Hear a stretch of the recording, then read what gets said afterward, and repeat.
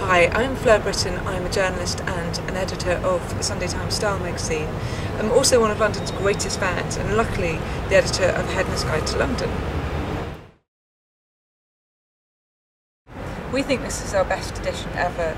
In the last 2 years with the recession, there's been a real change in the landscape of London, and it's really seen the end of the showy excess and in with lots of independent endeavours that are really concerned with honesty and value, which is great.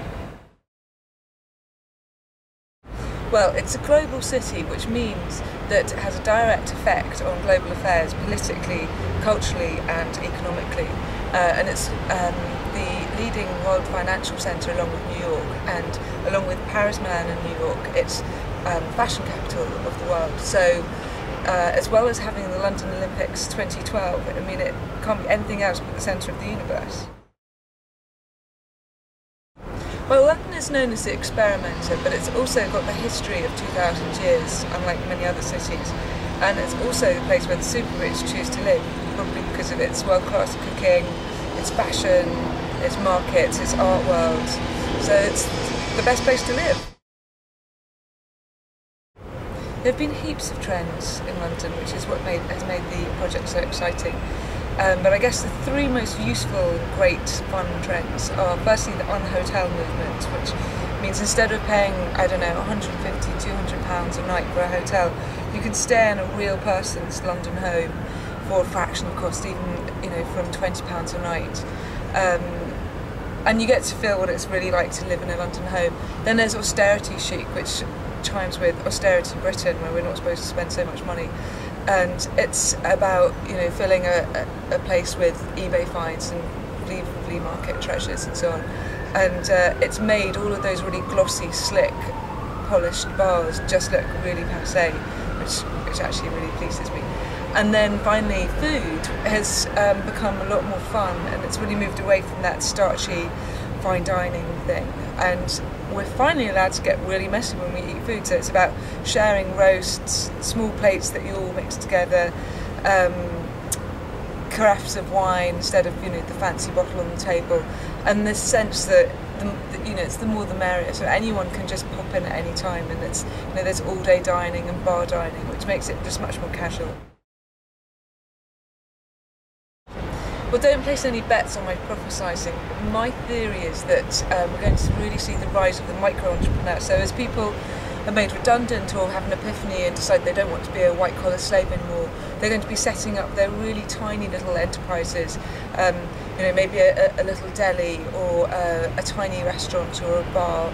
So we're seeing already the 2-room boutique hotel, the Vespa van, burrito van, and I also think that all of these enterprises are going to try and cover a lot more fields. So you're going to see the hairdressers that's also a gallery and a fashion boutique and a Wi-Fi hub, or the laundrette that's also a cafe and a meeting place.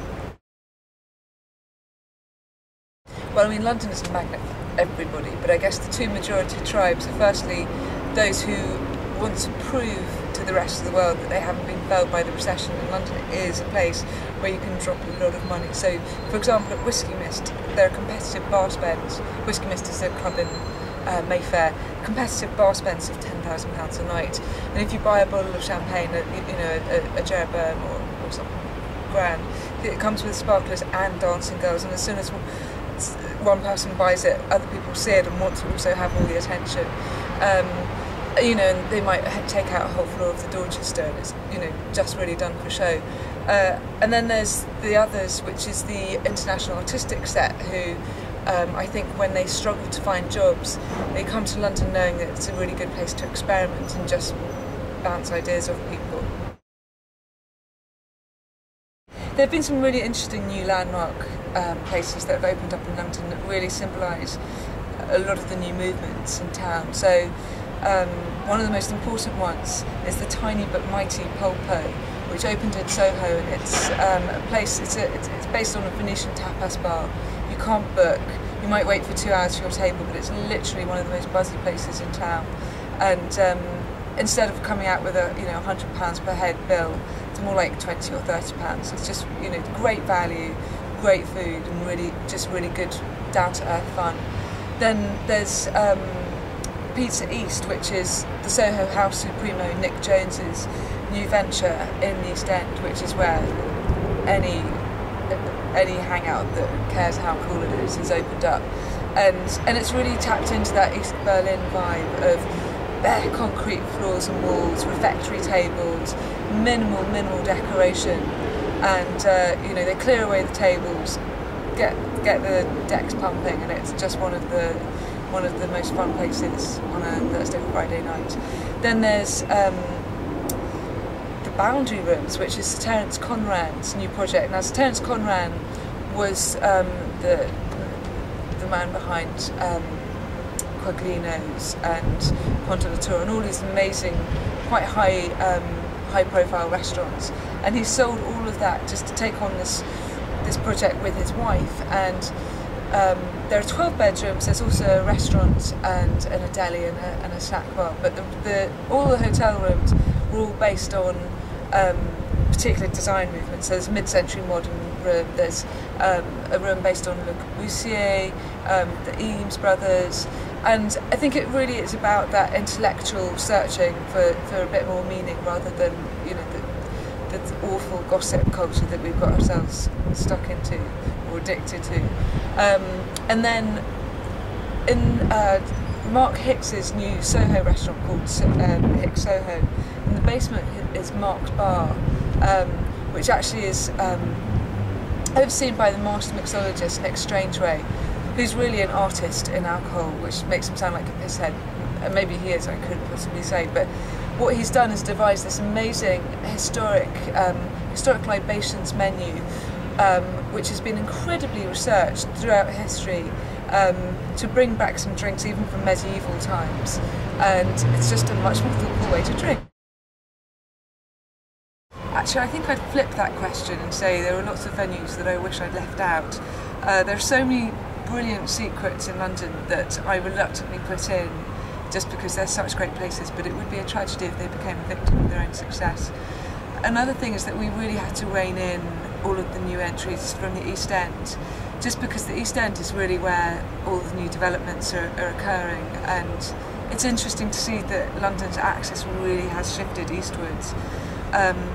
And actually we this time decided to really extend the best of the rest sections, which is where you can find entries for a more particular palette. So for example, if you want specifically a romantic hotel or an ethnic restaurant, then those are the places to find it. And it was so much more extensive than any other edition of this book that I think I really managed to get everything in.